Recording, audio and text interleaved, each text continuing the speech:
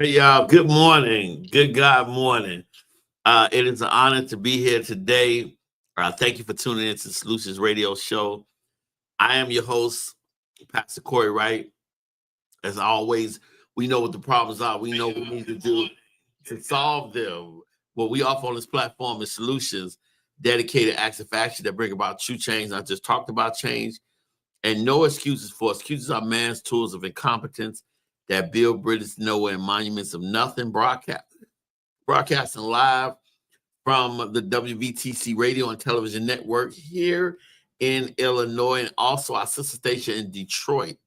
I am just super excited today to talk, to be before you. We have a really, really serious show before you. We're talking about um,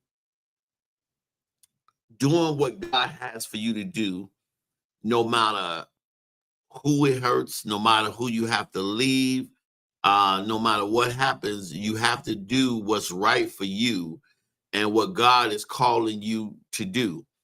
And many times in our life, we are trying to find the right way of how we're supposed to do something. We're trying to find the right way of what it means to be us, to find our identity.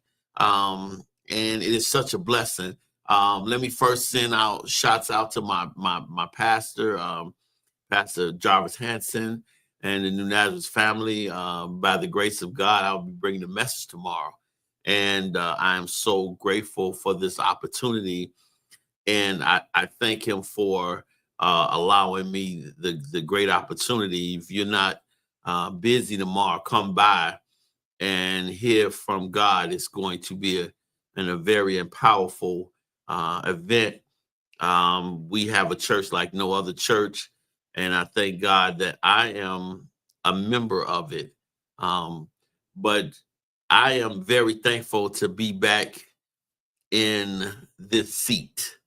This seat means a lot to me because God blessed me to be here and blessed me to have messages. Just you see me. I'm just making sure that everybody can see what is going on, and I pray you guys really get blessed by this show. I am done, y'all.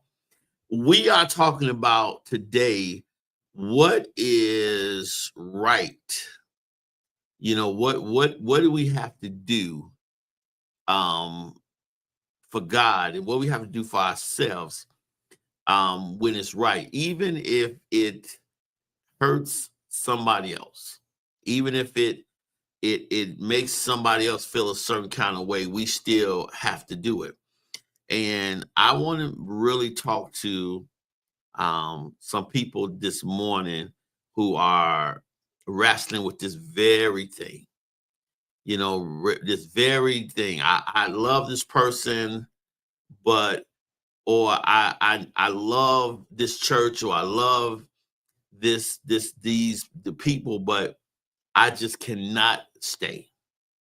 So I want to really get into that, and again, I also want to thank God for this opportunity. I thank Dr. Franklin, who is the owner and operator of WVTC Network. We are really doing some major big things in the future.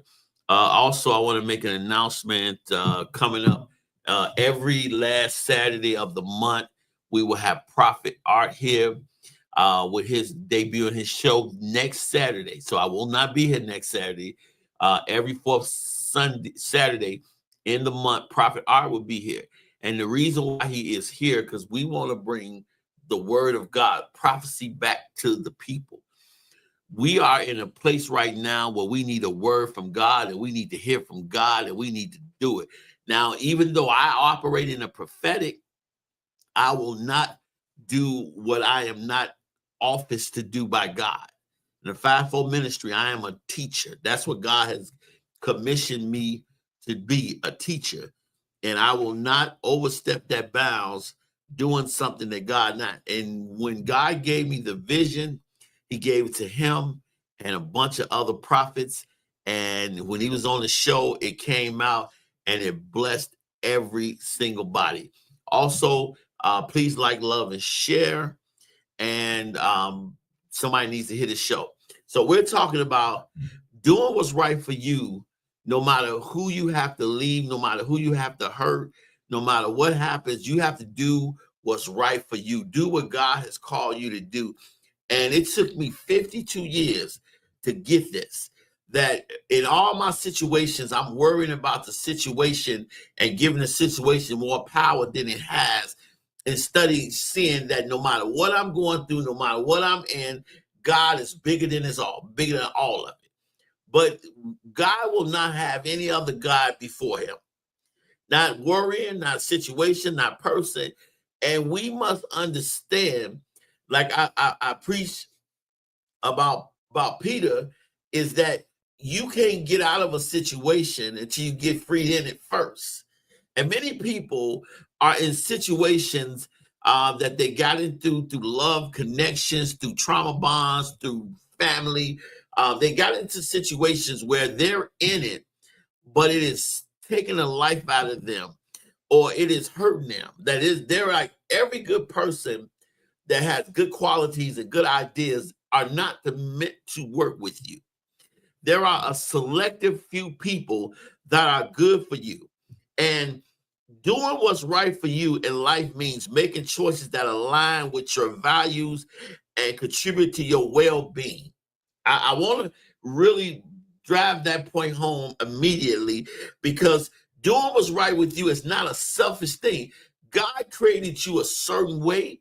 He gave you a certain mindset. He gave you a certain set of skills. He gave you certain desires. You have to be loved a certain way. Just to be loved by somebody who's loving you wrong is not true love. It doesn't mean that they don't love you for real or they're trying to hurt you. No, it just means that what they're giving you is not what you need. Because most people look at the physical aspect in relationships and the financial aspects of relationship, but they forget about the mental well-being and the spiritual well-being. That all I want from you is what I want from you, but I can't give you what you need. And many people stay in situations as love obligations. They stay in it because of financial reasons, whereas they would have to pay a great bill to get out of it. They would lose a great amount. So they are doing what they're doing for the benefit of what's happening, opposed to them. There are people who are dying slow every single day in situations, places, things, and jobs that they're not happy at, because they are not doing what's right for them. They're doing what is available to them to do. You know, when we think about doing what's right in life, means choices that align with your values and contribute to your well-being. You have values.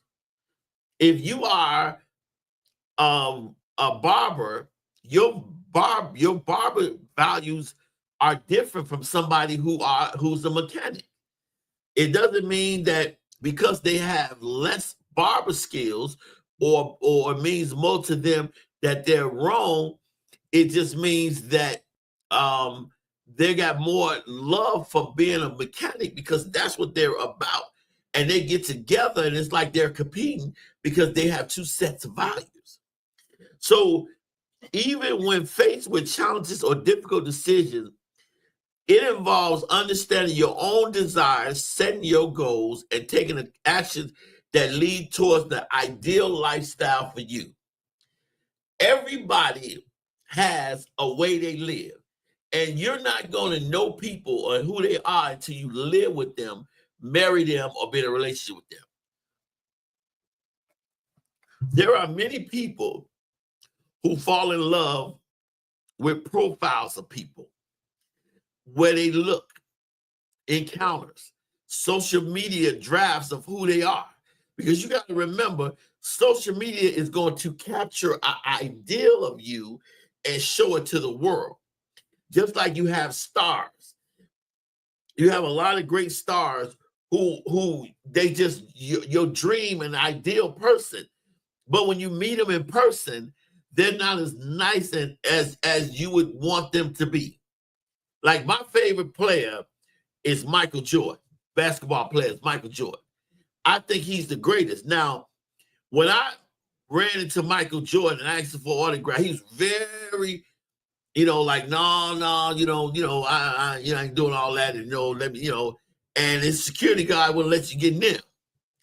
Basically like, but it don't take away from who he is and what he's done, but it could be contributed to the fact that he is Michael Jordan. Everybody want him.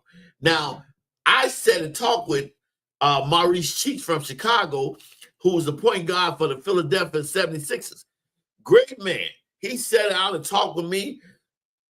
He great. He's not big as Michael Jordan, but he's still huge. And, he's so personable. So when we look at people, everybody is different when you meet them in person. And too many of us have fell in love with the idea of something, the idea of someone, the idea of a place. We fell in love with that. And we tried to get in it and change it to what we need it to be. And study going to a place where you need to be. I need to say that again. I got this in my notes. We get into something through the idealism of that, or what we perceive it to be, and we get in it and try to change it to something that we want it to be, and we study going to the place where we need to be. Many of us choose a place that is available to us because we don't want to put in the work that's required to get to the place we want to be. For the Bible says faith without works is dead. We have chosen in two aspects of our life where we have neglected in our choosing, and that's our spiritual needs and our mental needs. Because I don't need somebody who is chronologically my age to be with. I need somebody who is mentally my age to be, that is equipped enough to handle my intellect, to be spiritually in depth enough to handle the call on my life and to be led by God. But I cannot fall in love with the idea of somebody because they look a certain way. There are many beautiful, intelligent women. There are a lot of attractive men. There are people who are very amazing, but they choose down because of what's available or because of what this person brings, and they don't do their homework on their faith beliefs, and they don't do their homework on their mental capacity. I know somebody amazing that I work with who makes tons of money, who is drop dead gorgeous, looks amazing. But you can tell she's unhappy because whoever she's with does not lift her up mentally and spiritually. Those are aspects that if you can touch on a consistent basis, you can go and get whoever you choose to get. Most people choose on what they think they can get. Me, I'm going for the home run. I'm going for the CEO or somebody that most people say you can't get.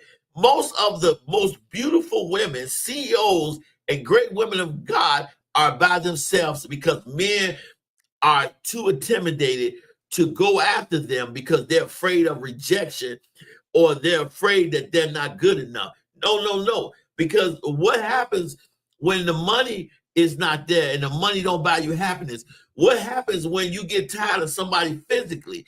They got to be able to touch you and motivate you mentally, and they got to be able to lift you up spiritually. That's so much deeper than people really get this aspect that everything is just physical and monetary. No. Love making, the intimacy of love making is far greater than physically touching somebody, or to have the financial means to take them somewhere special.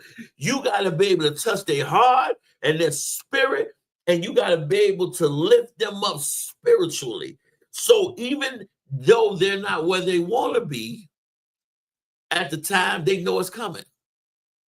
Too many people think talking about something is actually gain. It's not. It's not. Just because I can talk about something or air my complaints or thoughts or concerns to somebody I'm supposed to be with, that it changes everything. Sometimes you got to be about quiet. Let your work do the talking. Let what you're doing, let your change do the talking for you, not always making points. That's why it says do what's right for you in life means making choices that align with your values, contribute to your well-being. Because who God made you must, your life, your relationship, because God is not going to give you an assignment that don't align with the purpose he has for you. It's not going to happen. God is not going to bless you with a mate or somebody that don't align with you. Anything outside of that is something you're choosing that God didn't choose. God don't make mistakes. God knows who he created in you, so he knows exactly what to bring you. So you must understand your own desires, set your goals, take action that lead towards the ideal lifestyle. You must take action. People of God, if you get anything out of this broadcast today, get the fact that you have to put in the work. That God will open the door, but you have to walk through it. Faith without works is dead. The Bible says if you take one step, you take two steps. Meaning you got to show him at least if he moves something for you, you'll move with it. Instead of waiting for him to carry you through it. Many people want God to do everything. It is work. When he said you all become one, that is work. That don't mean that you become one because you got married. That means because you got together and put in the work. And putting in the work means a lot. So in order to have the lifestyle, I have to believe, I have to work towards that ideal lifestyle. This doesn't necessarily mean being selfish, but rather taking care of yourself and pursuing your own fulfillment while still considering the impact of others. Until I fulfill who God created in me, I will never be able to fulfill what I need to do for you. Many people don't get that. They feel like I need you to complete me when I come as an already completed package. God showed me, through all the isolation and preparation and the stuff, the principle of God was so simple in my life. Get me first. Think ye first the kingdom of heaven and all its righteousness. Not some of it, not the righteousness I want to throw away, all of it. And he will guide your ways, bless you with your heart's desire. Why is that important? Because I'll tell you why that's important. Because if you are lined up with God, then you know that your desires would mirror what he desired for you. That's the point. People want their heart's desires and then consult with God. No. A prophet of God, Prophet Greta Preston, said to me, and in a very powerful conference, that I cannot be in a place or in a relationship with anybody I can't build with. I can't. I don't care how much love, how much, if there is no built, nothing being built, no growing, I will never be happy in it. And many of y'all are in situations where you are stuck to somebody else's perceptions and stuck to the limitations of their abilities. God created you for greater. Just because I love you, I don't have to tone down my abilities and be stuck in a situation that I don't want to be stuck in because I am in love with you. Taking care of yourself, pursuing your own fulfillment while still considering the impact. People sometimes want to keep their problems while having you. Like, I need my problems because my problems are familiar to me, but I want you. There are people who don't want to change, but still want the benefit of you in their life. I want you to be in my life. I want you to be in my life to do what it is I need you to do for me in my life while I'm still keeping what I don't need in my life. Not right. Not right. And it took me a long time to understand that I must do what's right for me financially. I must do what's right for me mentally. I must do what's right for me spiritually. And I must do what's right for me relationship wise. And most of all, I must do what's right for my peace. And let me understand, peace is not a place, but a peace of mind.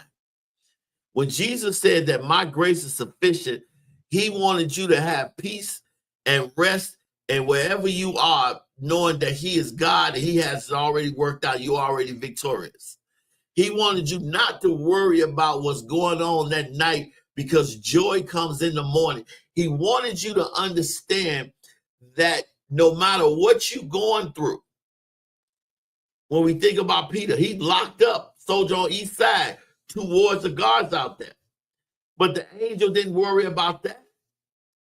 Because when God wants to set you free, he will set you free. And there is no devil in hell, and there is nobody walking around that can stop you.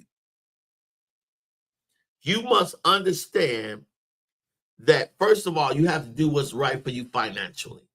What does that look like? One of the main things that God had to break from me is my God complex, which I thought I could help everybody. And the more I helped everybody, the more I enabled them, and to the point where they started to live and plot their survival off of my money or me going to work. Like everybody, let me take advantage of him because I felt a certain way about how my family took advantage of me because of love of my mom. My mom elderly. I have to take care of my elderly mom, make sure she's good. My mom is the greatest mom in the world. And I'm going to do what I have to do because me being a pastor of many funerals that I've done and watched people mourn and act the fool over loved ones because they never done nothing for them, that won't be me. Of course, I'll be hurt. My mom not here, but I gave my mom everything I had. And I made sure she didn't worry about nothing. She still don't worry about nothing. I'll go without to make sure she has. But there are a lot of people that I blessed who took money from me and never paid me back. There was a lot of times that I'm always trying to help. I'm always being the one, let me pay. Everyone else can benefit from my financial blessings and still partake of the blessings, even though they don't offer nothing, they don't bring nothing or try to bless some. That's why everyone in my circle right now, that I'm in my circle right now, and everybody that I'm working with now has blessed me. Even from the owner of this radio station, my multimedia person, Davina, Fly Diva, her productions that help me in everything. These are all people are blessing me, and I'm blessing them. A give and take relationship where God is blessing, and study that one side of people. And people always know when to come at you. They come at you whenever. I had people take from me with no intentions on even paying me back. Kind of put me in a hole. But God didn't got me out of there. I didn't got promoted. Stuff is happening. I've had car trouble with my car, but I've not missed a day at work. I have not missed church. I have not missed helping. I've not missed anything.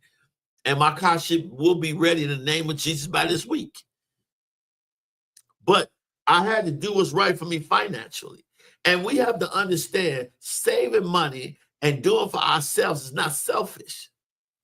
The Bible says money is the answer to all things. That how can I do what's needed for the people if I have nothing to do it with? No matter how much love I have, it still takes money to be in a happy, to have happiness. It still takes money to be able to take care of yourself, to have a place to live, to eat. A man don't work, a man don't eat. So God has removed everyone out of my life who has taken financial advantage of me. That was something I had to do. And I had made up in my mind with all these things I'm talking about that I'm willing to lose everything and everybody to be what God has called me to be, to go where God has called me to go, and to do what God has called me to do. I don't care if it's family member, friends, whoever. I am willing to be by myself for the rest of my life to do what it is God has called me to do. I am willing to drop and leave everybody to be free to do what God has called. I don't care what I lose, because I want what God has for me as bad as I can breathe. And you want that next breath, and I want to be what God is. I'm 52 years old. If you look up the revelations being fulfilled, I don't have time to play. The prophet of God said last night, get your house in order. If you don't look at what's happening with the floods, the catastrophes, the wars, the rumors of wars, we're in Revelation. Jesus is coming back. This ain't no time to play games. And I want to win as many souls that I can to Christ before God take me. I want to leave the world better than I found it. So I'm willing to drop everybody financially to do what God has called me to be. Mentally, people don't have a right to dump on you all the time. You are not a toilet. Even the therapist has a therapist. You know, sometimes we think pastors and leaders, all they want to do is hear bad news. No, they want to hear a good joke. They want to go out. They want to feel something. They want to be happy sometimes. They're human as well. You know, instead of just call it.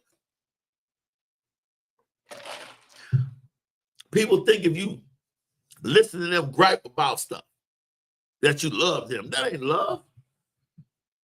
Especially when I serve a big God, that ain't love. Mentally, if you have to get away, stop talking to people to save your mental ability. Some people are walking, talking triggers. That's all they do is trigger you. So what, they family? So what that they've been friends forever? If they can't offer a word of encouragement, you don't need them.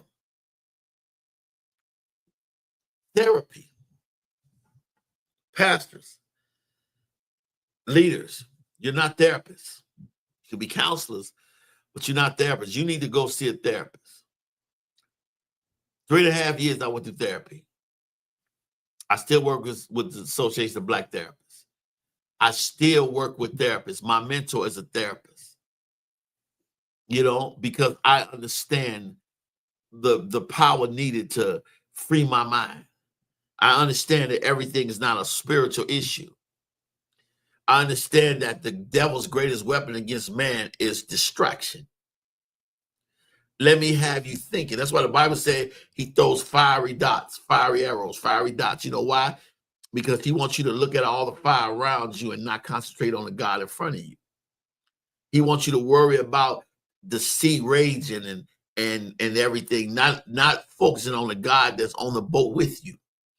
He wants you to focus on what's happening and not the power that God put in you. He doesn't want you to focus on that. He doesn't want you to focus on the mental freedom, the mental from them chains of what happened to you, that abuse when you was young, from them chains of a bad marriage, them chains of a bad relationship, chains from bad jobs or losing stuff, them chains of being knocked out. He wants you to concentrate on that and not the fact that God can free you from it all.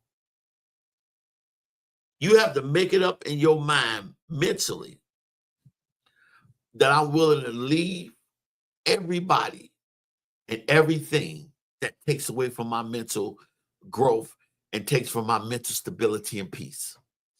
You have a conscious and a subconscious. And what you don't consciously think about will be buried in your subconscious and will come out the wrong time. You have to be able to cut it out, to let it go and never let it come back. To say, listen, you're my sister, you're my brother, you're my cousin, you're my mother, you're my father, you whoever. I love you with all my heart, but I must stay away from you because you do not bless me with what you say and how you say it and what you do. You do not bless me or lift me up. There are many people that I thought were very beautiful ladies who were very negative. I don't care what you look like. I don't want that negativity in my life. You know, I don't have to have negativity in my life. There is no value you add to me in a negative manner. Now, and listen, it hurt me to disconnect from some people. It really hurt my heart. Some people that was best friends to me, who meant a lot to me, I had to step away from them because I understood that what they brought to my life was not benefit my life because of what they're going through in life. I don't have to fight somebody who's fighting a fight that I have nothing to do with. You don't have to do that. God showed me most of my fights in life was always somebody else's fight that I got involved with. But then I became a bad guy because I got involved with it. I have to do whatever it takes for me, my mental. Now, I have to do the same for my spirituality, my spiritual care. That God has called me to do a work. He had called me to a certain ministry to do a work. I almost made a mistake in the ministry now because I thought that God was calling me somewhere else. And God was like, no, I'm not. You better not leave there. I put you under somebody that's going to teach you everything you need to know. So this time you go back to the position that I put you in, you'll be ready for it. I'm going to put you with a pastor, even though I've given you all the abilities, and you were for years, you were one. You gave you all that, but you didn't have the understanding. You didn't learn what you needed to learn. He has to teach you. He has to elevate. You have a assignment there. You have a duty there. And this was said by multiple prophets. If you would have left early, it could cost your life. This pastor, was shown this. My pastor is going to elevate to high levels, and God stopped him. Not stopped, but delayed him so that he can catch me, so that he can show me what it is. Because God said, I have all this for you. I have big doors open for you, but you need to know how to walk through them. And that's what his job is. And spiritual is being led by God. Doing what God says do, no matter who don't agree with it.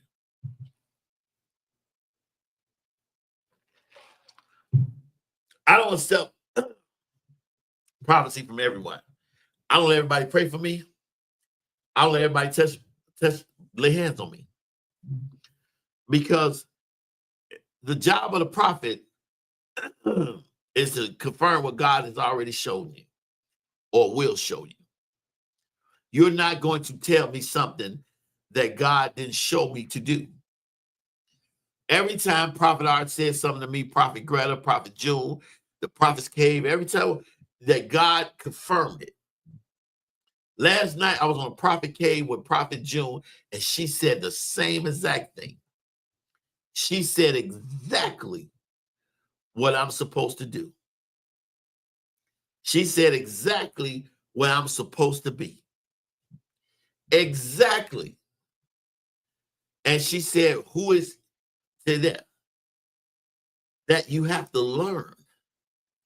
Everybody will only teach you to the benefit of them. You have a pastor and Pastor Jarvis Hanson who will teach you to the benefit of you. He's already there. God said he has big doors open for him. But he has to show you how to walk through the doors that God just opened for you. It's not always about preaching. It's about praying, about hearing from God, about management, people management, spirituality. I'm going to lose some friends. I'm going to lose some relationships. I'm going to lose some family members.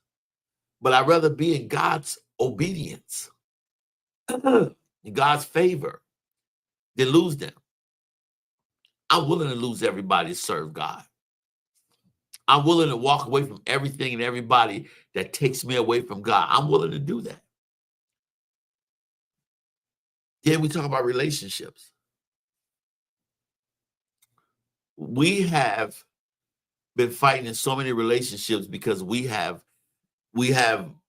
got mad at people for not being what we want them to be.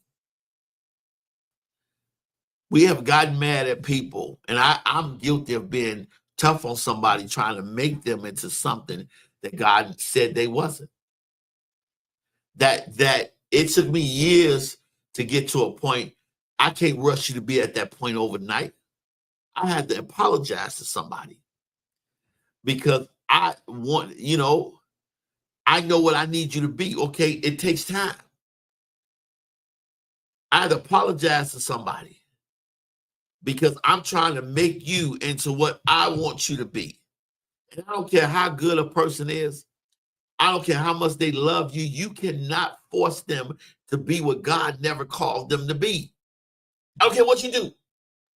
I don't care if you take them and get them all to a million people lay hands on them. Everybody couldn't have led the children of Israel over the Red Sea. God called Moses to do so. He could have called another one, but he called Moses. He didn't call that person over there. He didn't call that person over there. He called Moses. God called you to do a certain thing. And what's going to happen is you're going to be fighting somebody in a relationship, and you're going to be like, wow. Because see, equally yoked means more than just being on the same level. It also means somebody that's big enough to hold your spiritual anointing and purpose. There are many people fighting against a person for what God has called them to do. And they're changing, they're evolving because God created them to evolve. Some of us are getting people in their peak, at their height. And then we're mad at them because they can't keep up with us, because they were never ordained to keep up with us, because we didn't want to put in the work or wait patiently on what God has for us. I'm still waiting, but I've learned how to correctly wait. That's the big difference of just waiting. But you got to learn how to correctly wait. And I stopped saying what I want. God, you know what I want. You know what I need.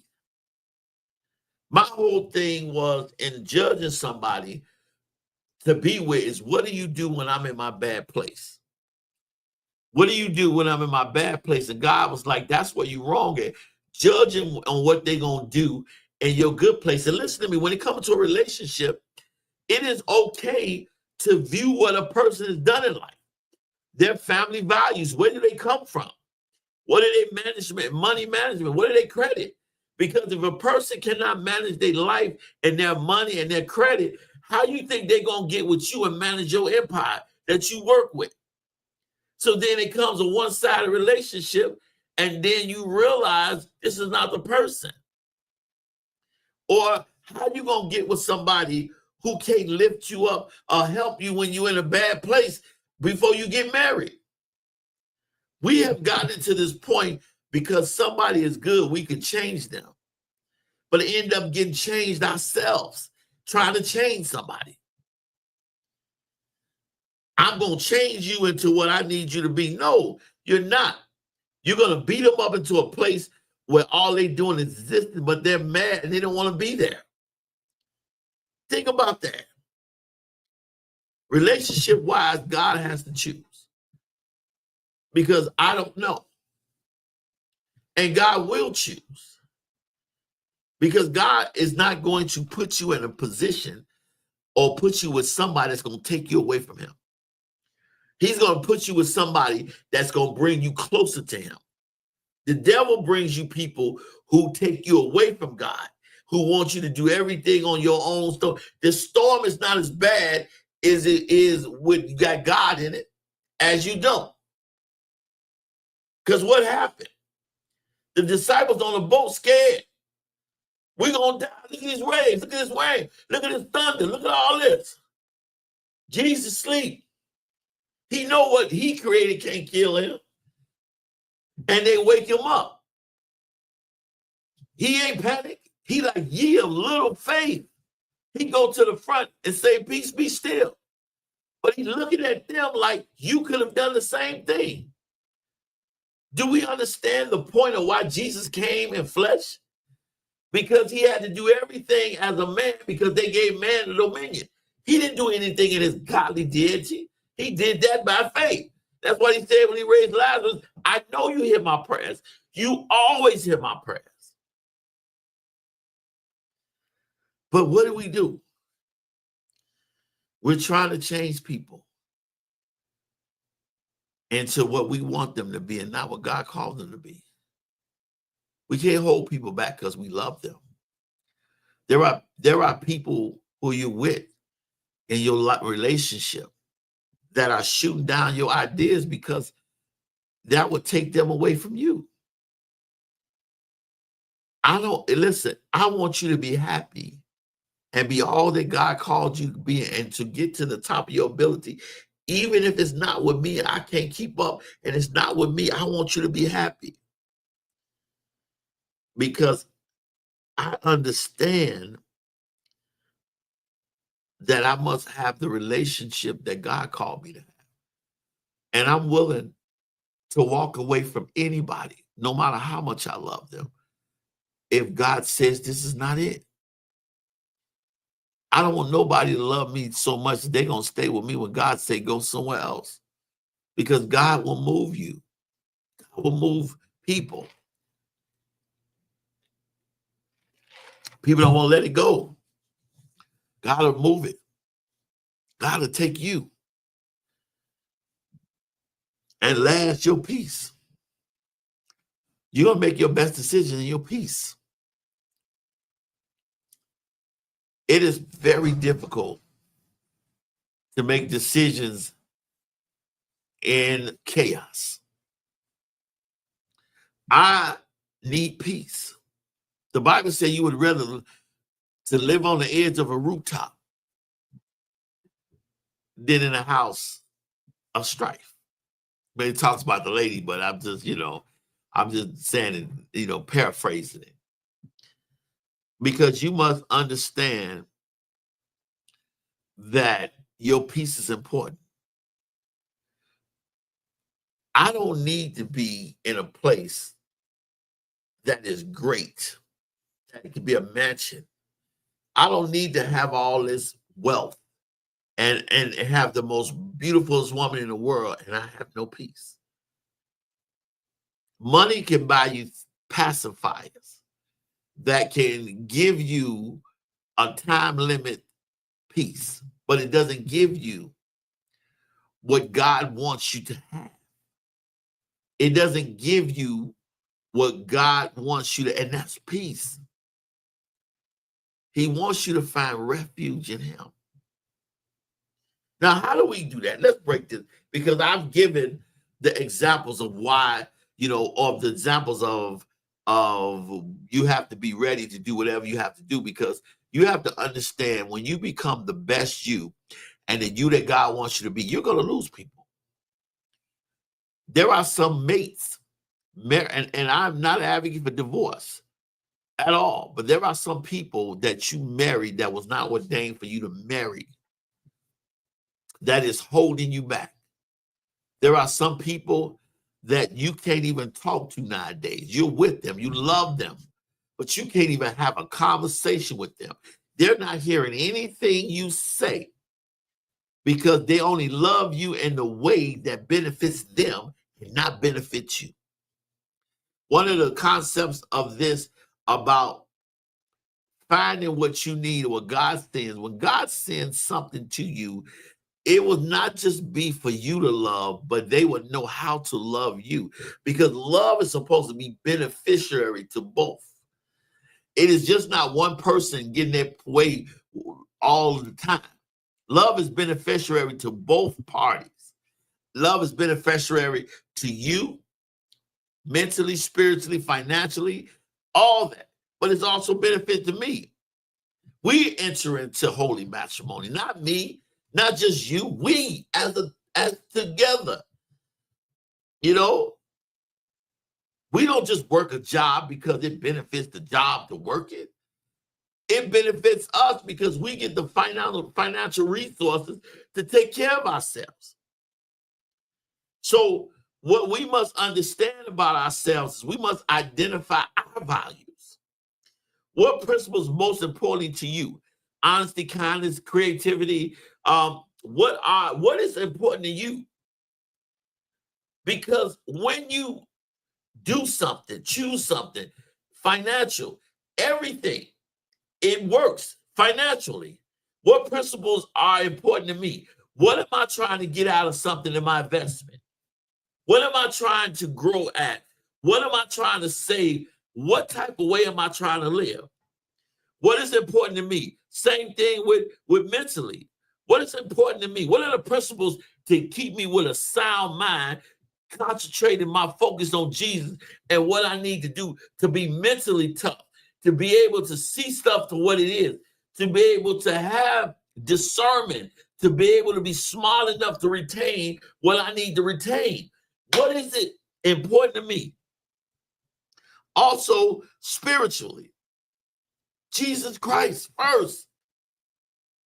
Seek God first, everything. God first. Bible says, if you love me, you will be obedient. First. Relationship-wise, what is my values? What am I looking for in a person? What do I need as a man, as a person of God, as a man? What do I need? Not just what do you give me? You know, when I go into a restaurant, I don't just sit down, they give me something to eat and tell me to pay for it. I tell them what it is I want to eat according to my taste or what I desire that day.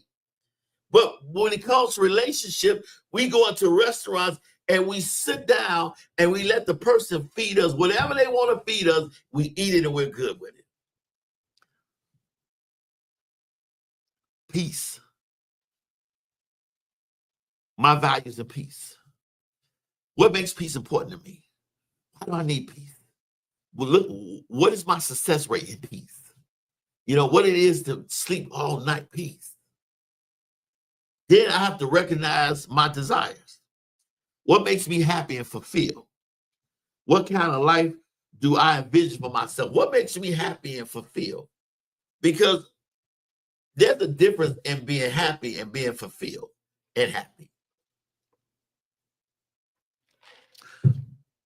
Many people, when they come into church, they get happy. But I want people to get delivered. I want them to have a shouting God.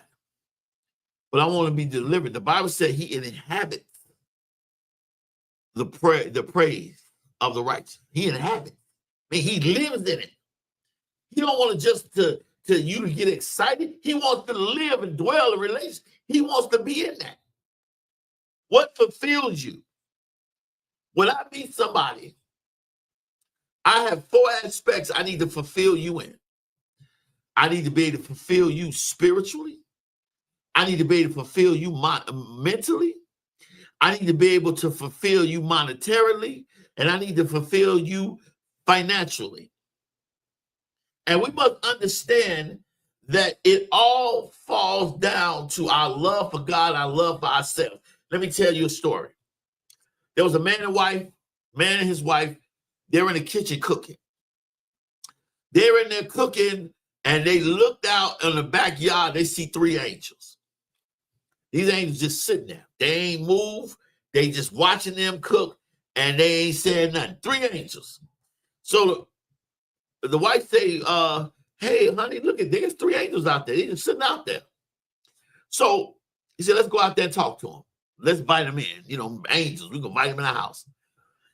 And they walk up to the first angel and say, "What's your name, angel? We seen you out here." They say, "Yeah, we're waiting on you guys to come out." He said, "Well, what's your name?" And the first angel said, my name is Wealth. He said, "Wealth." He said, "Wow." The second angel said, "My name is Success." He said, "Wow, success. Wealth is success." And the third angel said, "My name is Love." And so the woman and the man, they were talking. He said, "Let's invite the angels in." He said, "Y'all can come in." And the angels, one of the angels said, "Only one can come in. Who are you going to invite?" So they go in the house to discuss who they're going to invite. So the man said, "Well, we need wealth. You know, we got wealth. We good. We can do a lot of things with wealth." So the wife said, "Well, I want Success to come in here. Because if we got success, we can go get wealth. So we want to have success." But he said, "No, I want the wealth now." She said, "I want the success." So they said, "You know what? We can't, we don't, we agree to disagree. Let's pick the third one. Let's ask Love to come in." So they go out there. They say, "Okay, we made a decision. We want Love to come in." So Love get up. And as Love walks to the door, Wealth walks behind Love, and Success walks behind Wealth. And they was like, "Wait a minute, I thought only one could come in." Yeah. But by inviting Love in, Wealth and Success automatically follows. What am I saying? People, if you find true love, the love that you supposed to have that is both happiness and fulfillment, then success and wealth will come in automatically. But if you look for one or the other without love, then how in the world can anything grow? You must recognize that true love sent by God not only blesses you, enlightens you, make you feel better, but it fulfills you. Many people have been happy by somebody, but never fulfilled. They've never been happy. They've never had all four blessings at one time. Some people have. Those are the ones been married for years, 30, 40, 50 years, because they experienced that. You know, you have to consider your own ideal lifestyle. What kind of work, relationship, environment you want to thrive in. That's important. Because just because somewhere is good, just because they pay good, just because it's a beautiful house don't mean you can thrive in. Just because that person is a good, God-fearing person don't mean you can thrive with them.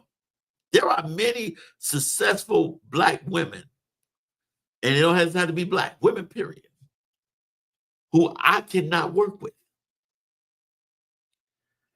that I am not able to work with because I'm not meant to work with them. There are people, women, if I said something to them, no matter what their feelings are for me, it would be an argument and it'd be gone. Because they're not meant to work with me. We also take ownership and conscious choices. We have to take ownership in making conscious choices. I want to say that again. We want to take ownership in making conscious choices. We want to take ownership and making conscious decisions. We must avoid making decisions based on external pressure. Don't let others dictate your path of choices. Don't let the fact that you're lonely make you get with somebody who means you no good, who cannot fulfill you in all four aspects of what you need. Can't fulfill you financially, mentally, spiritually, you know, or physically. They can't do it. Don't do that. Avoid making decisions on external, because many of us do. Many of us look on the outside of somebody or what they got, and we make that decision because we believe if they're successful at something, that they'll be successful in everything. That don't mean it's true. Because some people are in survival mode, and that's why they're good at what they do. They're in that mode, I got to make it. If I don't make it, I will have nothing. You have to also take responsibility for your actions. Own your decisions and consequences, whether you're good or bad. Understand it. I've chose people on looks before. I've chose people on the aspect of what they do in life and the ability they have, and study the hard they carry. I have lost more in relationships because I've got with somebody in a point, in a manner that I thought that I could grow in, or that, because if it don't produce fruit before you get married, guess what? It's not going to produce fruit when you get married. That's the biggest mistake. That apple tree ain't gave you one apple since you've been dating it, and gave you one apple since you've been courting it, and gave you one apple since you decided to get married. And now that you're married, you expect an orchard of fruit. Not going to happen. Not going to happen. But you have to take responsibility. Many people keep falling in a trap of what they have done in external situations because they won't take responsibility. Just because you've been through something or horrible, you made bad decisions, does not give you a free pass. There's always consequences. If I did something and I stole something that was worth a lot of money, and I asked God to forgive me, yes, he would forgive me, but it doesn't mean I'm not going to jail, because I still committed a crime. So I got to take responsibility for my action. Most people won't take responsibility for your action. That's why you keep choosing down, and that's why you're not happy, because you won't take responsibility. I did it. Why do you think God asks us to confess our sins one to another prior to the prayers of the righteous avail much? Why did he say that? Because he knows if you say it, you own it. So if you do it again, you meant to do it again. That's why people don't confess. That's why most repeat offenders always generalize their apologies. Let me generalize it. If I did anything to you, I apologize. No, what did you actually do? Let's talk about it. Let's admit it. Own your consequences. Take responsibility. I stole something from you. I hurt you. I did this, and I apologize for it. And I will make it right if you allow me to. But don't generalize. I accept. I don't give a care if you're a leader, apostle, leader, whatever. If you generalize an apology to me when you insulted me or did something to me and you know it wasn't right, I have nothing for you. You can keep that apology. I don't accept it, because you confess one another. And it ain't my prayers are not being answered, it's yours, because you won't confess it. Then you have to prioritize your well-being. Make choices that nourish your mind, body, and spirit. You know what nourishes your mind, your body, and your spirit. Your mate don't. I don't care how much they love you. You have to tell them what nourishes your mind, your body, and your spirit. They don't know. No matter how much they watch you, they don't know. They don't know what you like to read. They don't know what you like to eat. They don't know where you like to go. You have to tell them all that. They don't know none of this. They don't know. You have to prioritize that. This is what I like. People that know me know I only go to certain restaurants. And when I go to certain restaurants, I get certain things all the time. I may deviate every blue moon, but when I go to a restaurant, I'm either going for a certain dish, a certain thing. You know why? Because I know exactly what I like and what I want. And a lot of people try something. Try something. You know, I had some people try this soup, Mexican soup. You buy it right off of 26 in Auburn, 26 Pulaski's, right over there. It's called Connoisseur. It's a Mexican soup that's cooked in its own juices and meat and everything. And they were blown away. They were amazed by how good it was. But that's something I like. They may not like it. There are things that my family member, friends, relationship, they didn't like. Food they didn't like. I like. You know, I used to go all the way to Skokie for a corned beef sandwich. This restaurant named Kaufman's. Mr. Kaufman used to make the best corned beefs I ever had in my life. And people look at me like I'm crazy. I'm on the south side of Chicago, gonna go way to Skokie to get corned beef sandwiches. They were the best corned beef sandwiches I had. I hadn't been over there in a long time. I wonder if it's still open. But one of the best corned beef sandwiches I ever had. He make them now. Big. Awesome. Potato salad out of this world. But I would go. So I know what nourishes my mind. I know the conversations I want to have with somebody. I don't want to just sit on the phone and go on about how bad your life is, what you don't have in life, what people have done to you, what you've been through. No, I don't want to just sit there. I want to talk about what we're going to do. The name of my radio show is called The Solutions. I don't want to talk about the problems. Every show I say the same thing. We dedicated acts of action that bring about true change, not just talked about change, and no excuses. For excuses are man's tools of incompetence that build bridges to moments and monuments of nothing. Bridges to nowhere, monuments of nothing.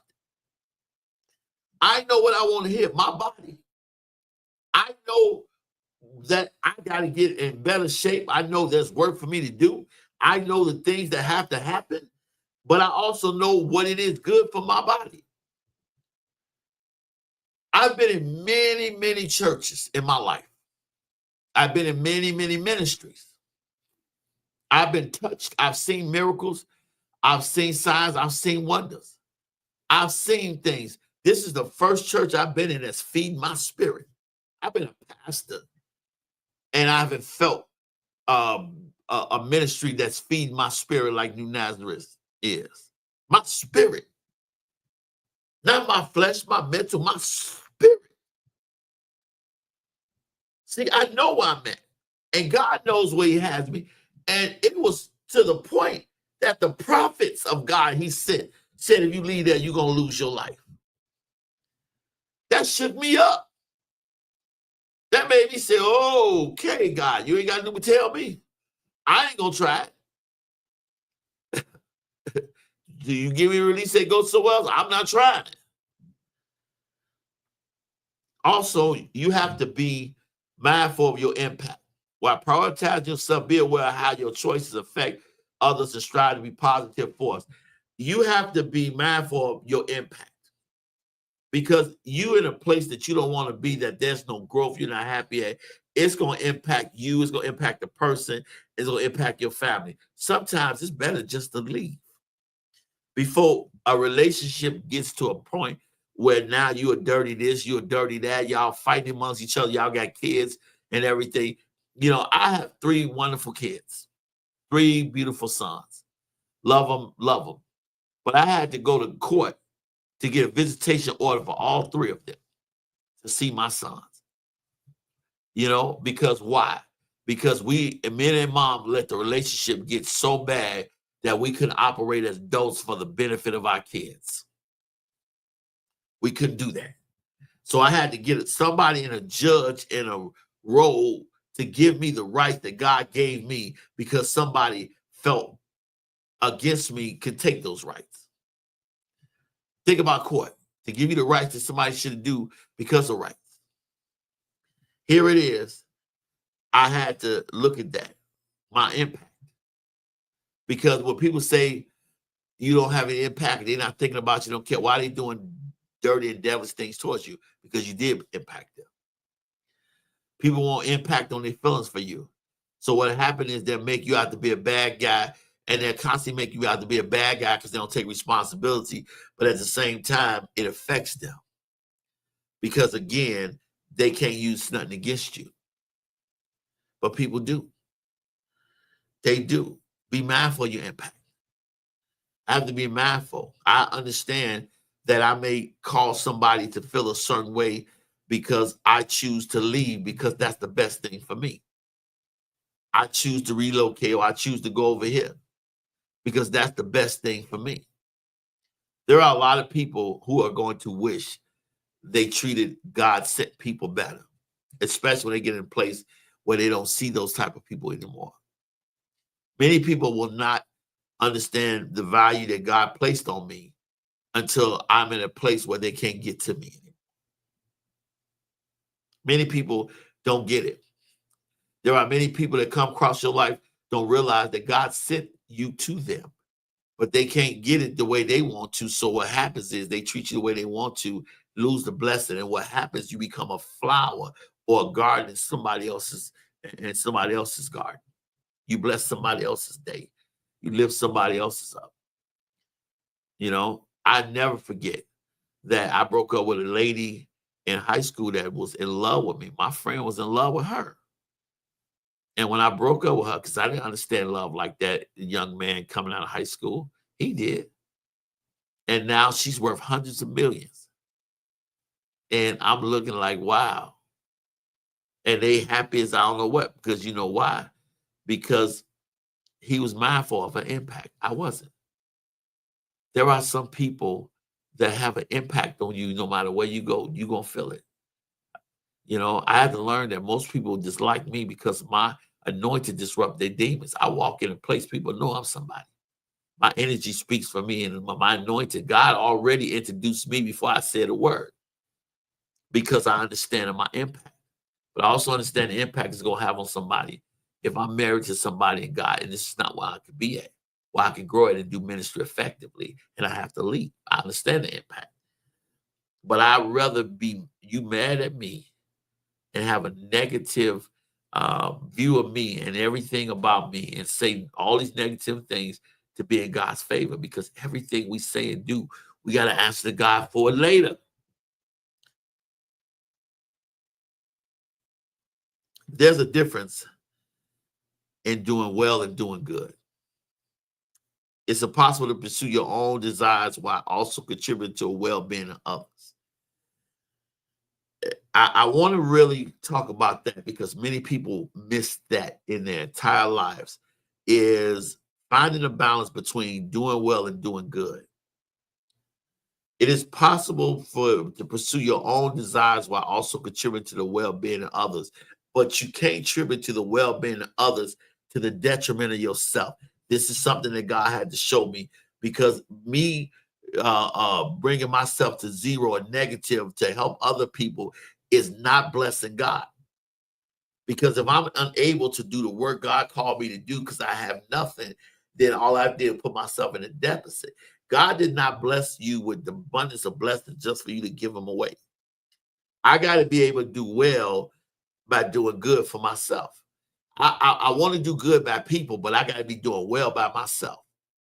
I got to be a step up on how, because it took me a long time to get it. If I don't get it and I have nothing in my picture, then I got a lot of people with cups around me wait for me to pour, but there's nothing there. So I have to learn the balance between doing well and doing good. So in order for me to do good for somebody, I got to be doing well for myself.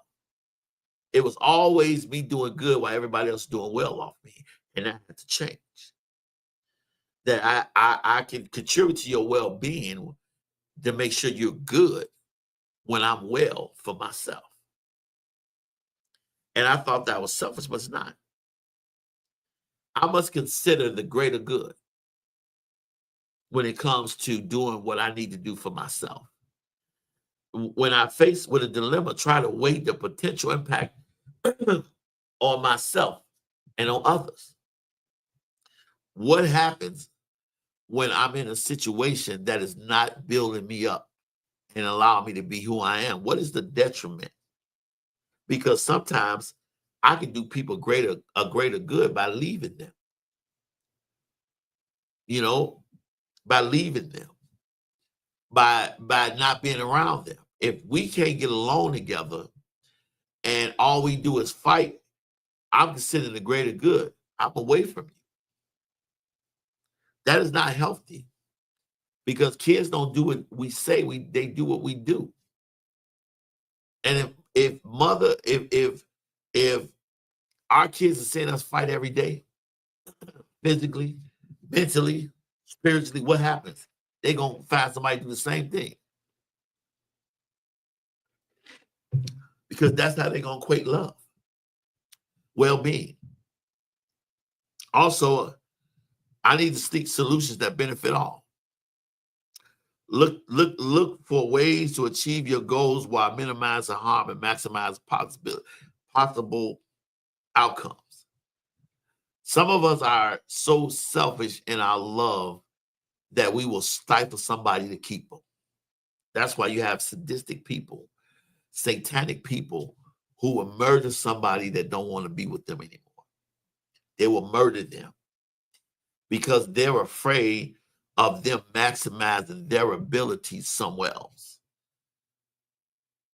That's why when people leave and they get married, somebody else, they be trying their best to confuse or cause confusion or even take their lives because they cannot come to a solution that benefits all. If I'm with a woman and I love her with all my heart and I'm treating her good, but she needs more. She's trying to accomplish more. She needs a lot more than I have. And we are really hurting each other because we're in that point. I have to do or find a solution that's best for us and minimize harm. So if I am your problem, I have to minimize the harm by removing myself. If I'm going to maximize both our positive outcomes by allowing you to do what it is you need to do, be wherever you need to be, and do what you have to do, that's fine. Some people only settle in their marriage. There are people who love you, and they love you for who you are, but you're not what they need. And they know that all they're going to do is keep repeating a very detrimental outcome. So I got to find a goal or a solution that's beneficial to y'all.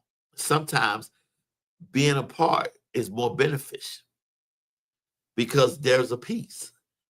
You know, we have to find that.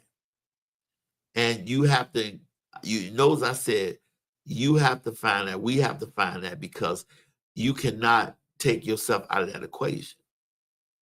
Let's just face it. You're better at other jobs than other people are. You're better with people being friends with them. You know, I hear a lot of married couples that got divorced say they're better friends after their divorce than they are when they was married because you know why? They got an outcome that both of them favorable for. Because they tried to force something to work that was never ordained to work. They had to make a decision that was the best for them no matter what happened. And they did. And even though it was probably a bad divorce, a bad time, both of them are happier now because that person found somebody that's good for them and they found somebody that was good for them. We must overcome the obstacles of our thinking. Don't be afraid to pursue what feels right. Even if it's challenging or unconventional, trust your intuition and inner compassion. There are things that feel right. There are things like I am a natural on this radio. If I'm literally talk 2 hours, I can talk 3 hours, no problem. I can preach, teach, I can talk. My goal is to do radio full time. I'm praying that God will allow me to make a living doing radio. That's my goal. I've been doing radio for about 10 years. I'm praying that God open up a door where I can get paid every day, 4 hours, 5 hours a day to do radio. That's what I want to do because this is what I do easy. There is no stress. I don't care if you put me on any radio show in the country. I sit down here. It's natural. There is no, I can interview anybody. I can talk. I can create. I can walk in here and think of a topic and talk about it for 2 hours. No problem. No problem. So I got to be afraid. I can't be afraid of doing what is right for me. People don't know your vision because the vision God gave you was a one-on-one, mano-a-mano conversation with him. They don't know. I don't know what God showed you if I'm your mate, but I will support whatever God showed you because God showed you for a reason, and it is to impact somebody else. You know, like some preachers, they don't want strong preaching women. I do. I can. I'm happy as a pastor teaching Bible study. Preach everyone. That's what I'm good with. You know, what if you had a woman like Juanita Bynum on strong? Okay, fine. Those I can teach Bibles, I'm fine. Because I am not going to shelter her or shut her down because I feel like she's taking my spotlight. And many people do that. I must also push through fear and discomfort. Sometimes the most rewarding path requires stepping out of your comfort zone.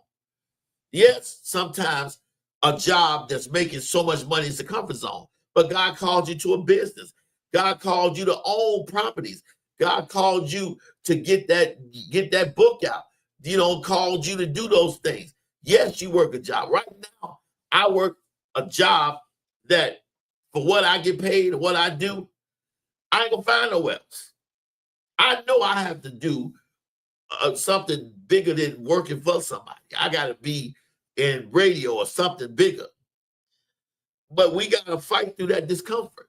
And that discomfort of people that we are close to us negate or put negative thoughts in our mind.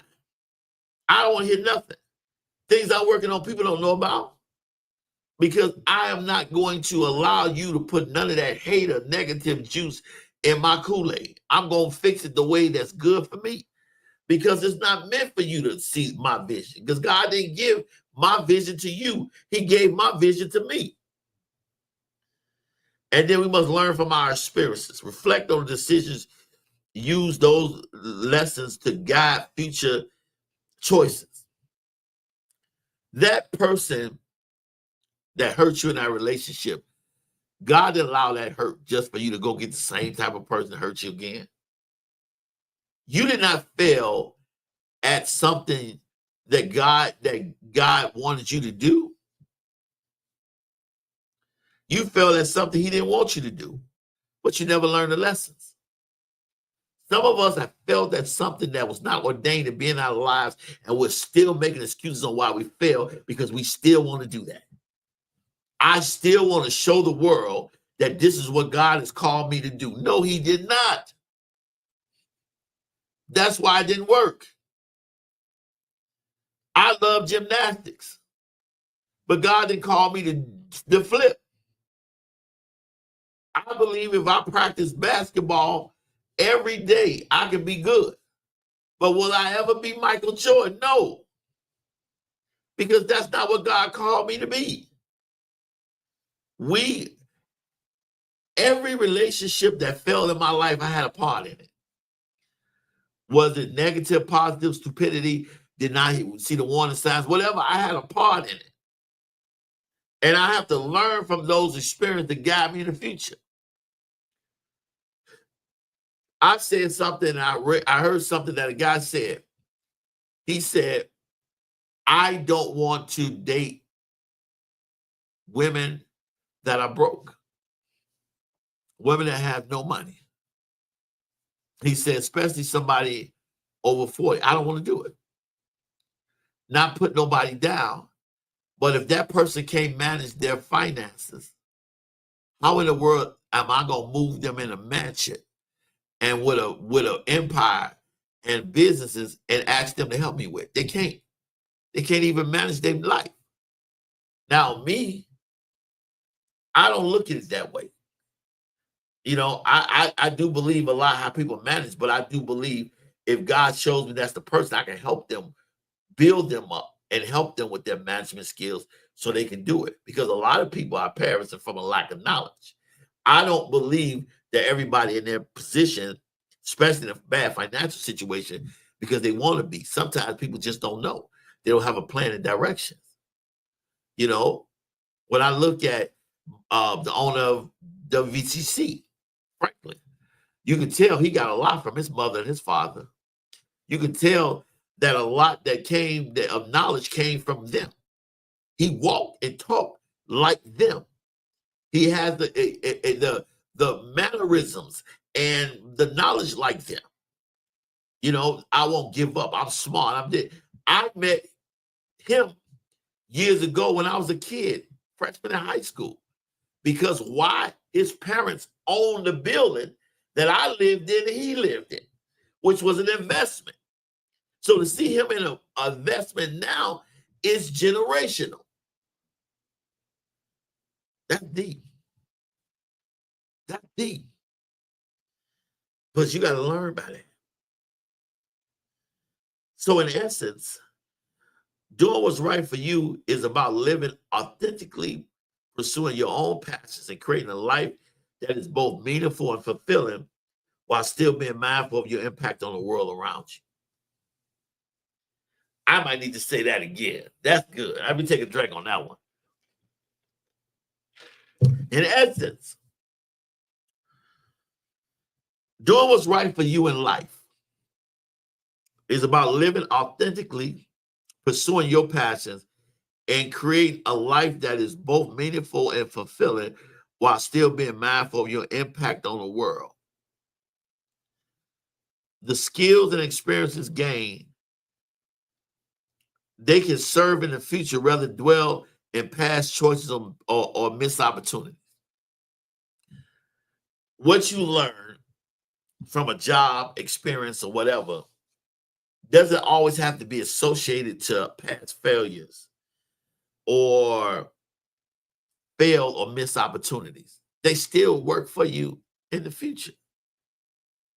When I come here, every time I'm on this microphone, I talk and approach this like this is my last day, my last this, my last that. One of my interviews I had with one of my friends that I went to high school with, love her to life, was her last interview. She passed months later on the radio. And I was the last person to interview her. You know, and we don't know when it's our last. I give thanks.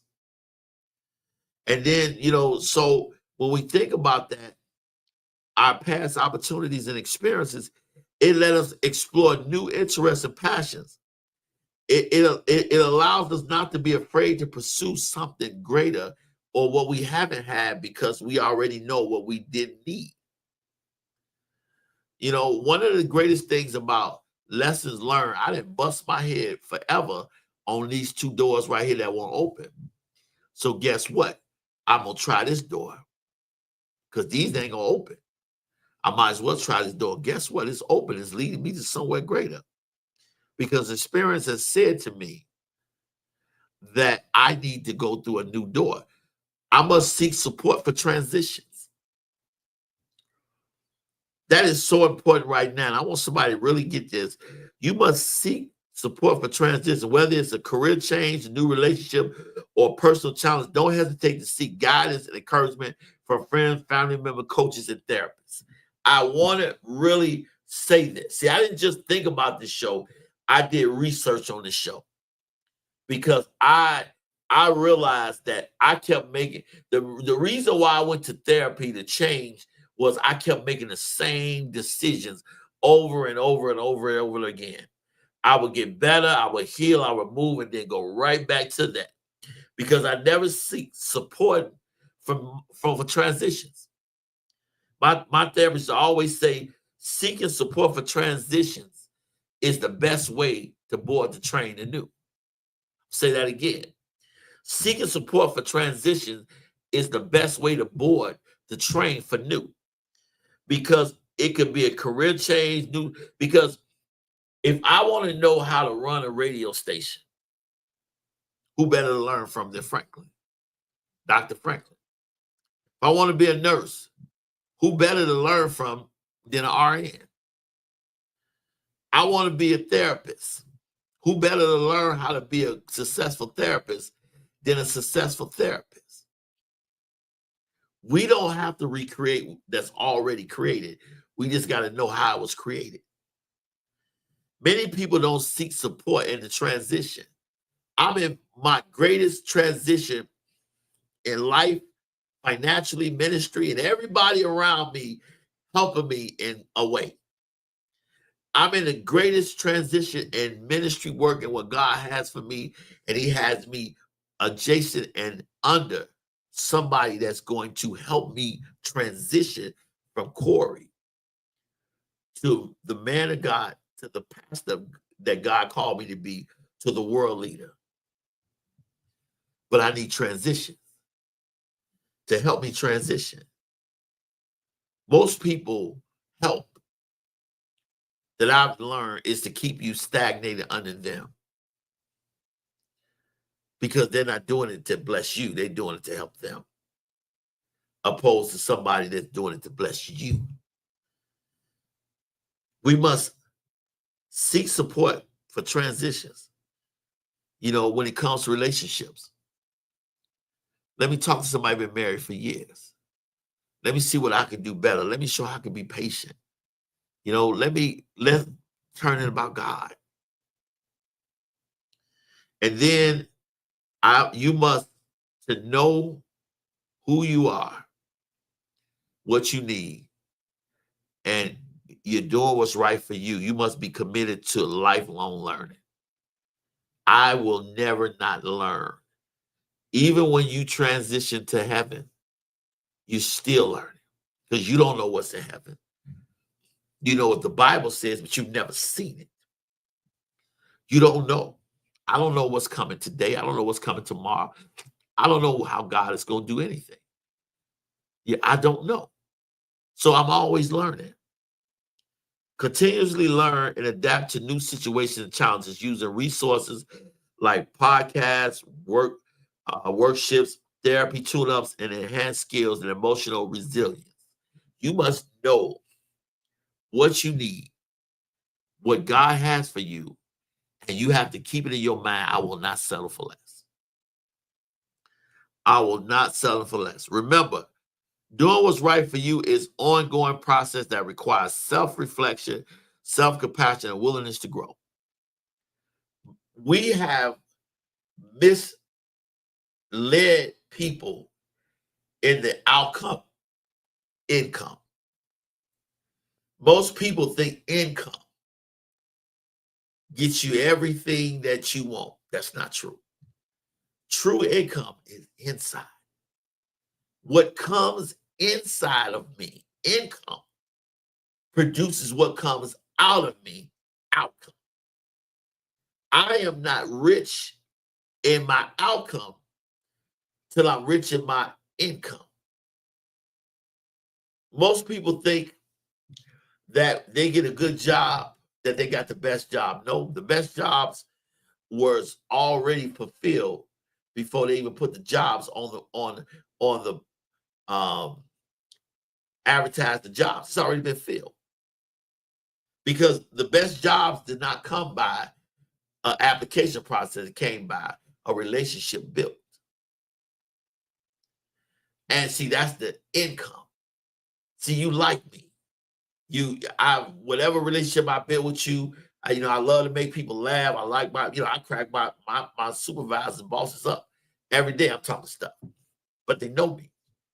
So when the good job come, which I just got promoted, when everything happened, it's because I built a relationship. Now my outcome is changing. Until you heal your income,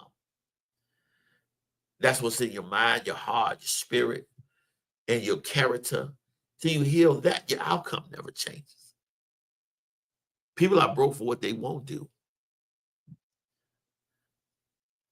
It has to be a self-reflection, self-compassion, and willingness to grow. You have to reflect.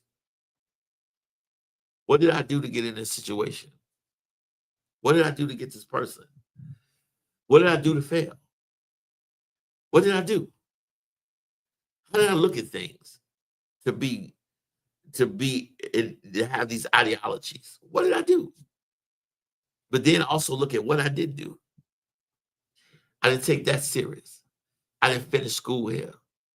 I didn't go back here. I didn't get my license in here. And then you have to have self-compassion on yourself. You made a mistake, owned it, face the consequences, and now move from it. Stop referring to what you can't relive again. That was something Dr. Thomas used to always tell me. Yes, you failed in 2007. Yeah, you did. But you're in 2025 now. Why are you still talking about it? That year is gone. No matter how much you talk about it, no matter what you do, you can never go back in that time, that day ever again to relive that moment. You can relive or live this moment. We must have self-compassion on ourselves and willingness to grow. We have to be able to be stretched. We have to be willingness to grow, and we have to be able and be satisfied with people who have grown as far as they want to grow. If I see that this person I'm in love with just wants to be a person who works a job, doesn't want all the hustle and bustle of a business, doesn't want to be in a ministry the way that doesn't want to be on radio, don't want to be, that's fine. I can't force my life on them, and they can't make me dim my light for them. Just don't work. Sorry, it don't work. Forgive me for not working. Forgive me. But I cannot be in a place where I have to sacrifice who and what I am just to make somebody happy. People, it's not being selfish, but create a life that feels authentic and fulfilling, ultimately allowing to contribute positive relationship to the world. If I am who I am supposed to be, I create a positive relationship with the world. Many people look at life and they're afraid to pursue what feels right to them because of all the people they have to let go in their life to do it. Think about that. If you come to your spouse and say, I want to take half of our earnings, take half our earnings, and I want to invest in this business, they may look at you like you're crazy. They may feel a certain kind of way. But if this was right for you, if this was right and it's going to make you who God created you to be, you have to do it. You have to do it. You must say to yourself, I'm going to do it. You know, I'm going to do it. When I first did this show, I said to myself,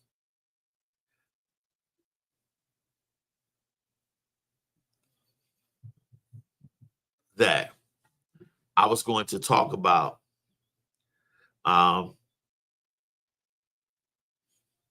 that I was going to talk about. I'm sorry, I just want to make sure all the people comment on my show. Thank you guys, I appreciate it. Everybody comment, they send me texts on my show. I appreciate it. I really appreciate it. You know, and it's such a blessing. You know that you watching the show. Let me, because I got about about a little under half an hour left. And I want to really go into this when it comes to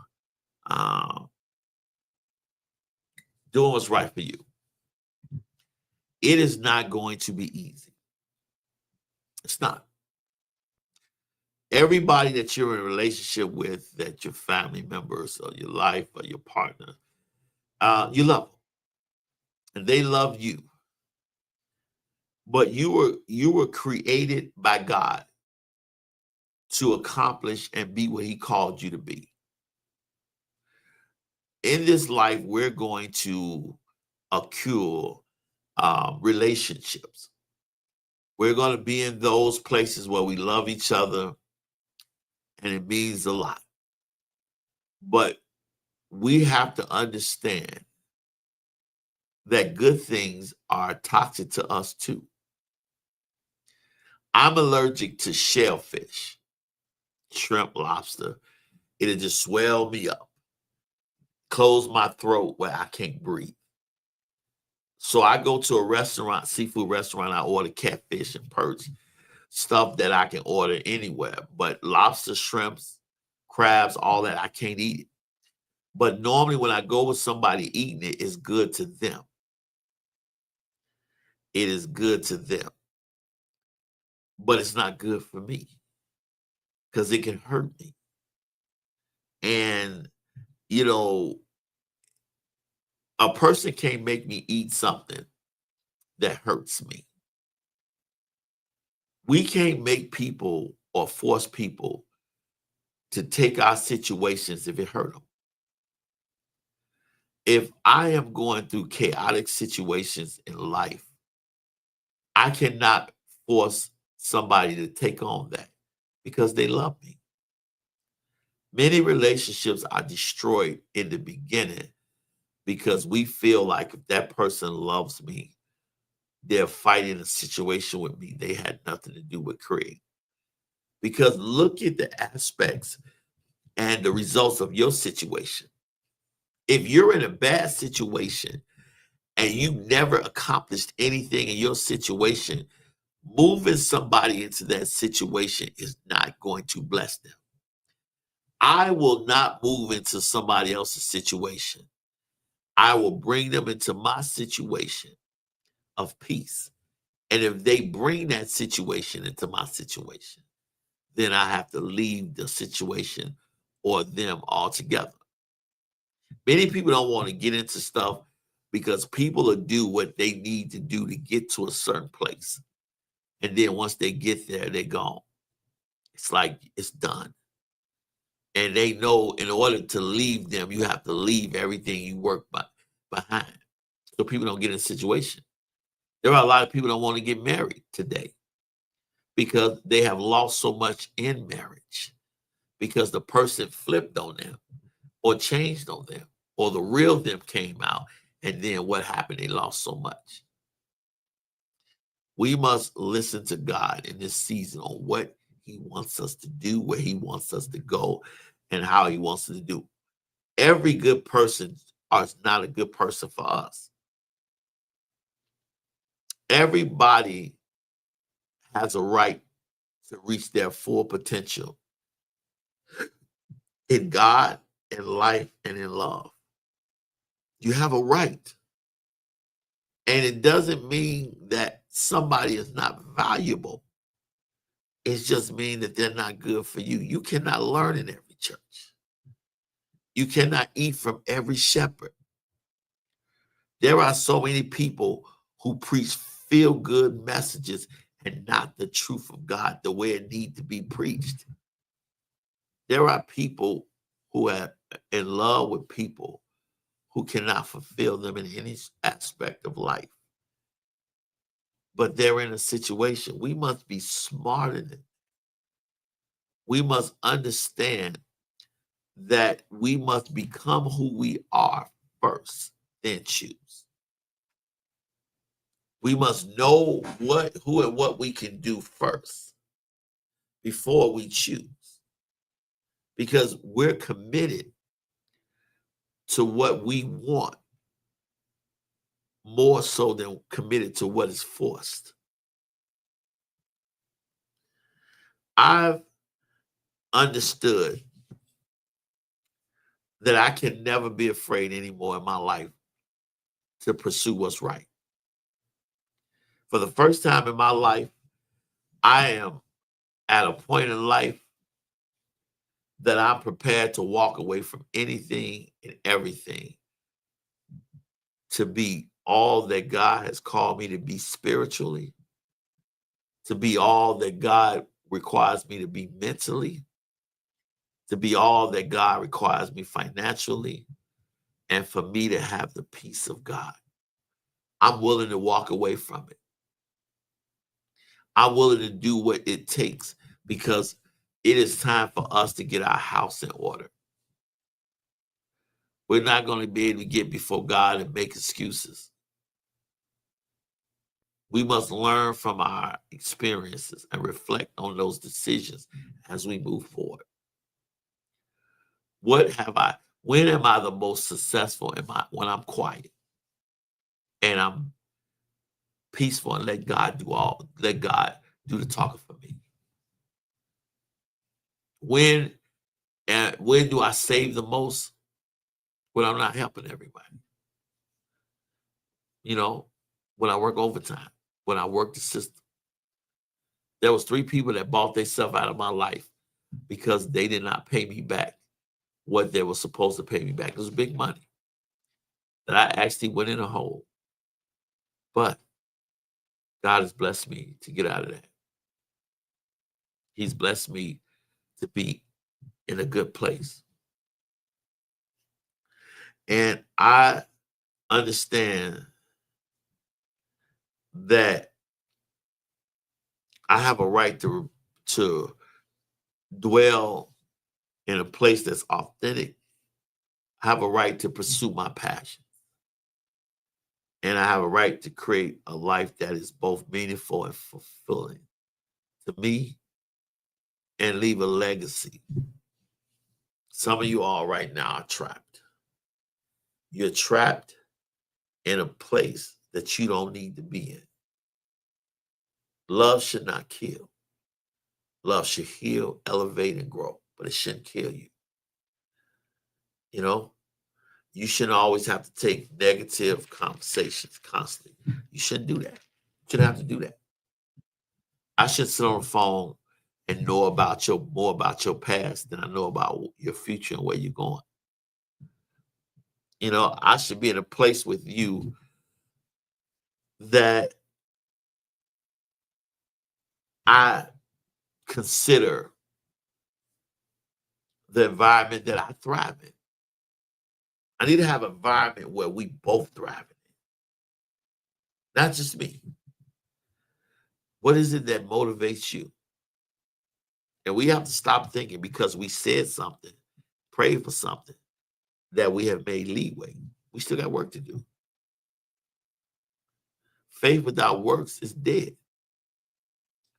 If you're not doing anything to change your life, then you are giving the devil permission to attack you. The Bible said God so loved the world that he gave action. He gave. We cannot sit here and think we're not going to have to put any work. We must consider the greater good. Is there a greater good with me remaining in a place that is not allowing me to grow? No. There is no good for you. There's no good for that place. And there's no good for the people who are waiting on you to create, grow, or do what you got. There are people waiting on the ministry God put in you. And that is not for the greater good. Sometimes the greater good is to be, hey, bless you and bless your life, bless your family. We'll go to court. We got kids, whatever. But you go your way, I go my way, you happy. Sometimes you have to take a loss in a solution what's beneficial to you later. And it's beneficial to everybody. We have to maximize our positive outcomes by minimizing our harms, even if it causes us to hurt somebody's heart or hurt their feelings. At least we're not fighting. And know that difference of doing well by doing good. It's balance. I can do good for people, but I do well for myself. 52 years it taught me to get that. I can't help you drown it if I'm drowning myself. What's going to happen is we're going to be fighting each other and we both going to go down faster than I would drowning by myself. Many people is I can contribute to somebody else's well-being, but I have to be in a well position to do that. Well, You know, I can't go work sick. I need to be well. I can't do stuff have uh have cock. I need to be well. I must consider the greater good. I must understand that the skills and experience that I gain serve me in the future as well in the past. Some of you all have worked in a restaurant. I worked in a restaurant years ago in high school. And I worked at a restaurant out of high school. When I cook, I still clean and do everything. I still have everything laid out like I was in a restaurant because I understand that it's right for me. I understand what's right for me. And it is not rejection if somebody says you're not right for them. Because people don't want to work so hard to get better just to get into a situation that makes them worse. And last, with this 15 minutes left, let me sit up a little bit because I want to really get into this. Don't let people tell you what's right for you. This is the I saved this point for last. Don't let them tell you what's right for you. Especially what's right if they tell you something that's benefiting them. You know what's right for you. You know what you need. You know what you love. You know what stimulates you mentally. You know what feels good to you physically when you're in a marriage. And you know what touches you spiritually. People don't have a right to lay your life out in a way that benefits their life without it benefiting you guys mutually. I should not have to take away your identity to make you mine. I should not have to belittle or to stop your producing and your abilities just to make you my spouse. I shouldn't have to downplay everything you do because I'm afraid of losing you to who you becoming. One of the worst things to do is to be married to somebody who has regrets that they married you. That's the worst thing you can do. That is the worst thing you can feel is when you have somebody that feels like they could have done better with somebody else or they did better with you if they wasn't with you. That is the most harmful feeling in the world. You know, and say, you know what, I would have done this if I wasn't married. Or I could have been this if I wasn't married. Or I would have did more if I wasn't with you. And some of y'all really find that harm is your fault. Because you know why? They could have done that if they wasn't with you. They could have been that if they weren't with you. And the reason why is because you didn't want them to be that because you wanted them to be what you can control. Because the bigger you get, the less control you have. Some people are amazing. Some people are meant to be doing amazing things. You can't limit that. You can't limit that. I mean, that's the basis of your fight and dissension in your home. One person is trying to be what the other person is not allowing them to be. That's what's happening in your jobs, in your situations. You're trying to make what does not make for you work for you. You're trying to make what don't work for you work for you. You're trying to make a place that has no growth no stability or nothing that you want in it. You're trying to make it a permanent place, and you're losing yourself and you're losing the person you with because so. It took me a long time to realize that a lot of my exes were great people. They were just with the wrong person. Same thing with me. That vice versa. They was just with the wrong person.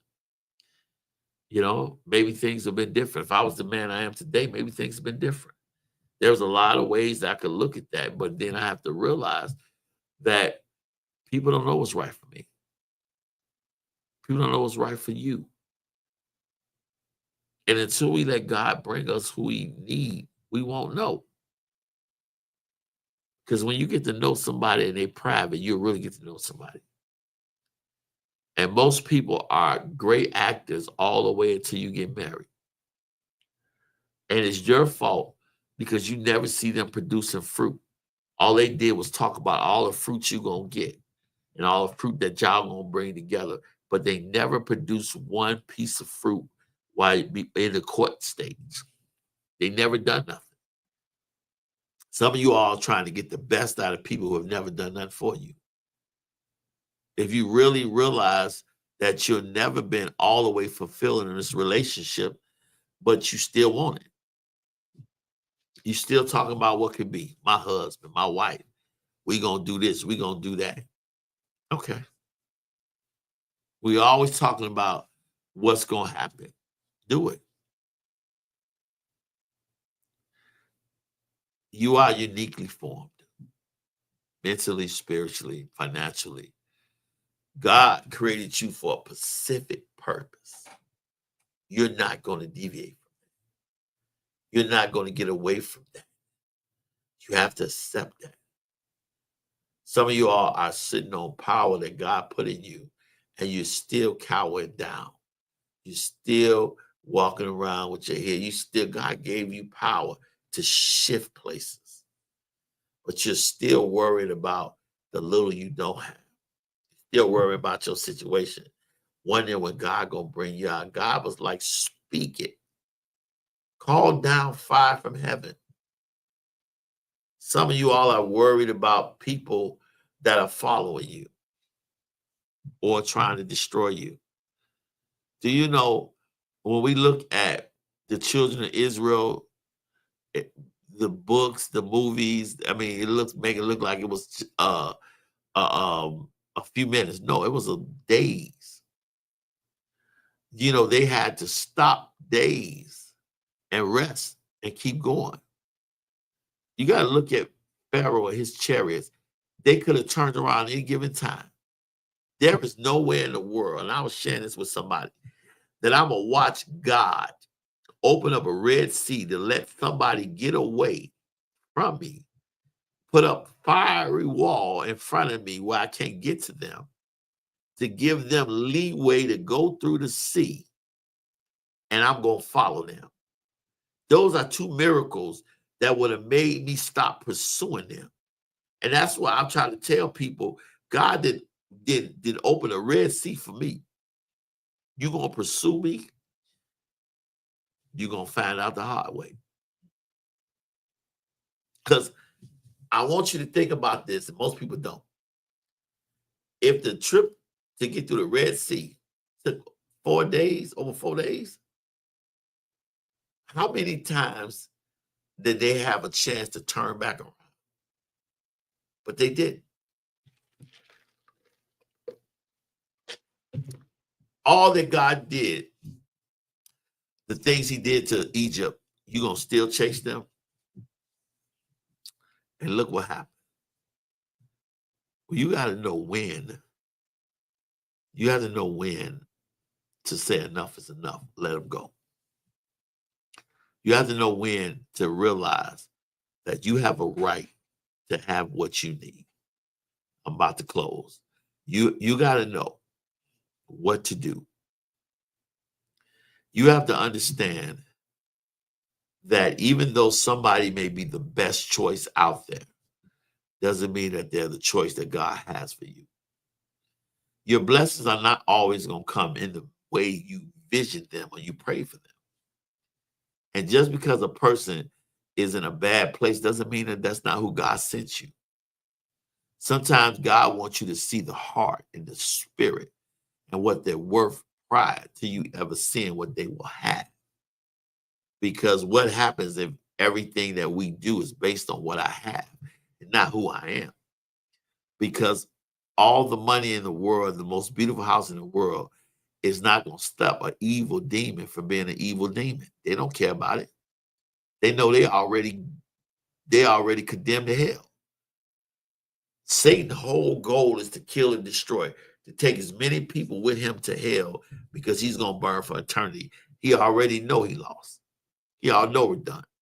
So that's all he's trying to do is to take everybody with him.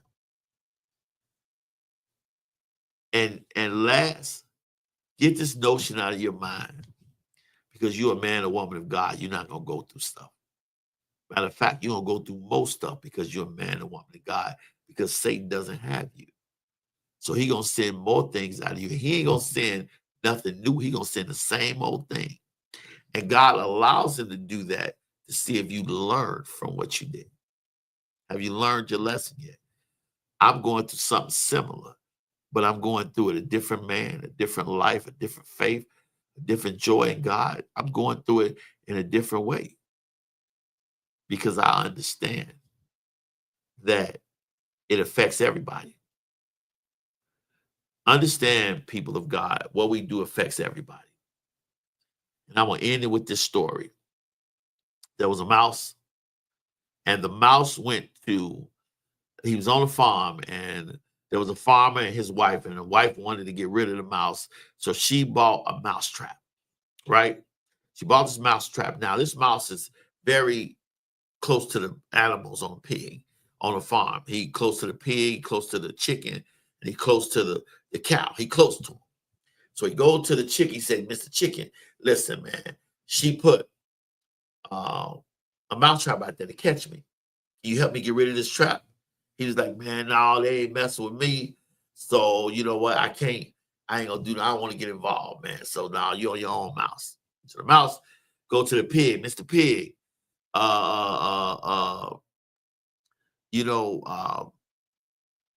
This is, this mouse trap. She's trying to kill with the mouse trap. Can you help me? This pig, like, listen, I want to help you, but I can't get involved, because they're not messing with me. So, and I'm probably the last pig. I'm the last pig on this farm, like he the last chicken on the farm. We don't want to get involved. So then he said, okay, now the mouse is real close with the cow. He said, Mr. Cow, listen, you the last cow on this farm, man. I need you. Would you help me get rid of this mouse trap? The mouse said, no, I can't help you. The cow said, no, I can't help you.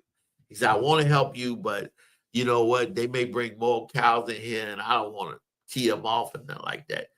So the mouse go back to the mouse trap, and the farmer's wife walked past, and a snake walked past was slid past the mouse trap, and it snapped on him. And when it snapped on the snake being startled and snapped on in pain, he was close to the farmer's wife, and he bit her.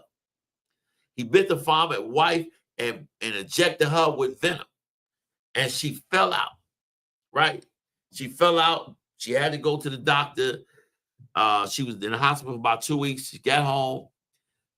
They was hoping they got all the venom. They don't know. So the mouse is listening. And the doctor tell the farmer, he said, listen, your wife needs to be in bed for at least 2 weeks or longer. So I need her to take antibiotics and eat a lot of chicken noodle soup. Oh, there go the chicken. Chicken wouldn't help with the mouse trap. Okay, well, you eat a lot of chicken noodle soup. And then make sure she eat a good breakfast.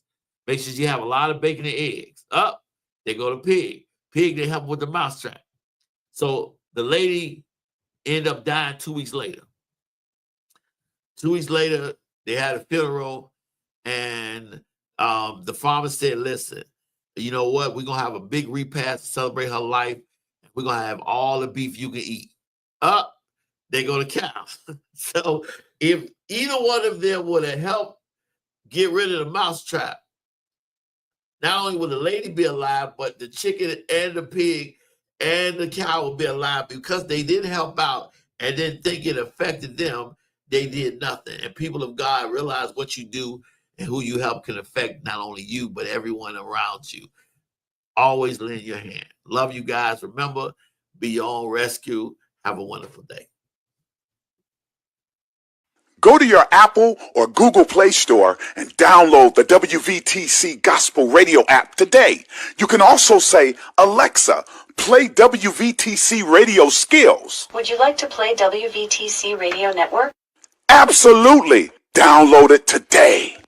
Views made on the preceding program are not those of WVTC Radio, iNetworks Communications, or their financial supporters.